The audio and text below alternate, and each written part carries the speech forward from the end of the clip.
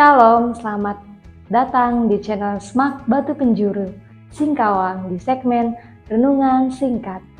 Oh ya, perkenalkan, nama saya Setia sebagai host.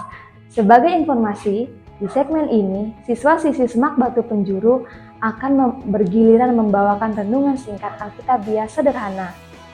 Nah, di sini sudah ada adik kita. Sebelumnya yuk kita kenalan dulu. Halo. Halo. Bagaimana kabarnya?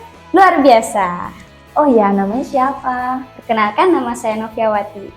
Kelas berapa? Kelas 12. Sudah siap? Siap dong. Tanpa berlama-lama lagi, mari kita dengarkan renungan singkat dari Novi. Baiklah, di sini saya akan membawakan renungan yang bertema Hidup dalam Kasih. Nah, sebelum kita mendengarkan renungan kita pada sehari-hari ini, mari kita bersatu dalam doa. Kita akan berdoa. Terima kasih Bapa yang baik, terima kasih Tuhan buat penyertaan Tuhan dalam kehidupan kami yang akan boleh ada pada saat hari ini kami dapat dengarkan renungan ini kiranya menjadi berkat dan kehidupan kami Bapa. Terima kasih Bapa yang baik, hanya dalam nama Tuhan Yesus Kristus, haleluya, amin. Nah, puji nama Tuhan. Sebelum kita mengenal ayat renungan kita pada saat hari ini, kita akan buka ayat Alkitab kita dalam Roma 12 ayat yang ke-10. Roma 12 ayat yang ke-10, saya akan bacakan ayat firman Tuhan ini untuk kita semua. Ayat yang ke-9, hendaklah kasih itu jangan pura-pura, jauhilah yang jahat dan lakukanlah yang baik. Ayat yang ke-10, hendaklah kamu saling mengasihi sebagai saudara dan saling mendahului dalam memberi hormat. Nah, puji nama Tuhan. Sebelum kita mengetahui apa itu kasih dalam kehidupan kita, nah kita harus belajar apa itu pengertian kasih dalam Kamus Besar Bahasa Indonesia. Nah, kasih itu adalah perasaan cinta atau sayang. Nah, kita tahu bahwa tanda bukti kasih Tuhan dalam kehidupan kita, Dia rela mati di atas kayu salib untuk kita yang sebenarnya kita sebagai manusia ya, yang berdosa, yang mengalami hal tersebut. Tapi dengan kasih Tuhan yang luar biasa dalam kehidupan kita, sehingga Ia rela menanggung hal tersebut. Nah, untuk itu kita tahu ya saudara, bahwa ayat firman Tuhan ini mengajarkan kita untuk kita saling mengasihi. Nah, kata kasih di sini digaris bawahi. Sering sekali kita dengar atau kita ucapkan dalam kehidupan kita, tetapi sulit bagi kita untuk kita melakukannya. Nah, kata kasih ini juga memiliki pengertian yang sangat luas.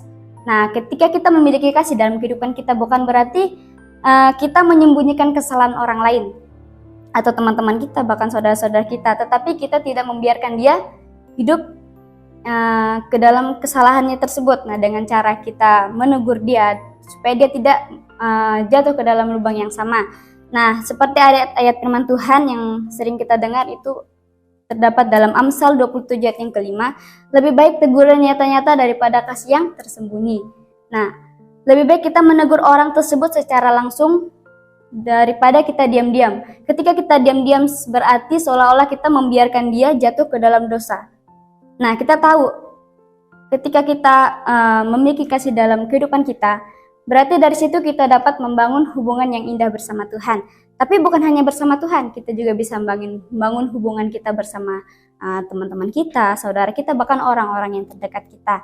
Puji nama Tuhan, pada saat hari ini kita diajarkan Tuhan bagaimana agar kita hidup dalam kasih. Ada 2 poin yang perlu kita pelajari. Yang pertama yaitu mengampuni. Nah, kata mengampuni ini yang paling sangat sulit untuk kita lakukan dalam kehidupan kita.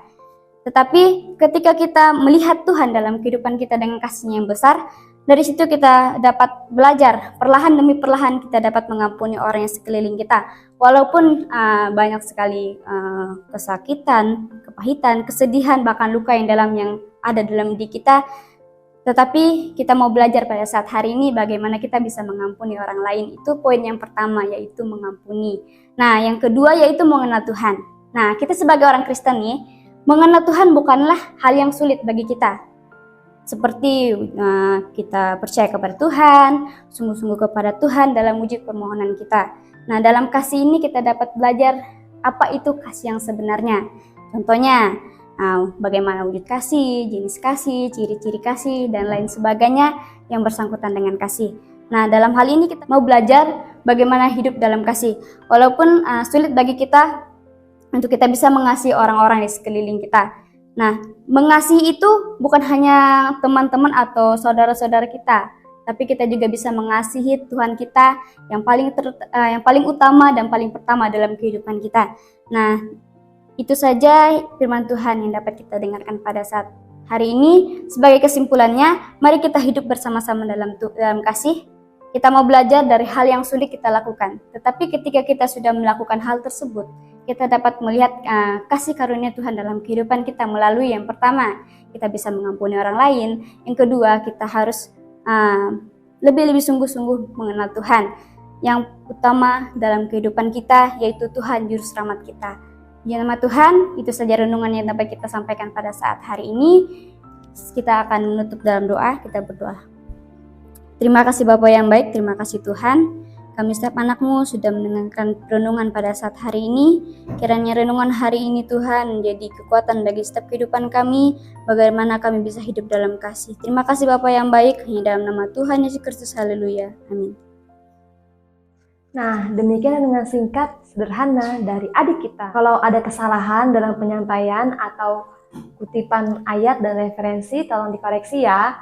Silahkan komen di kolom komentar ya teman-teman, agar kita semua sama-sama belajar dan membangun diskusi yang positif. Oh ya, terima kasih untuk kalian yang sudah menonton sampai menit ini. Dan jangan lupa bantu channel ini agar lebih berkembang. Sampai ketemu di video selanjutnya.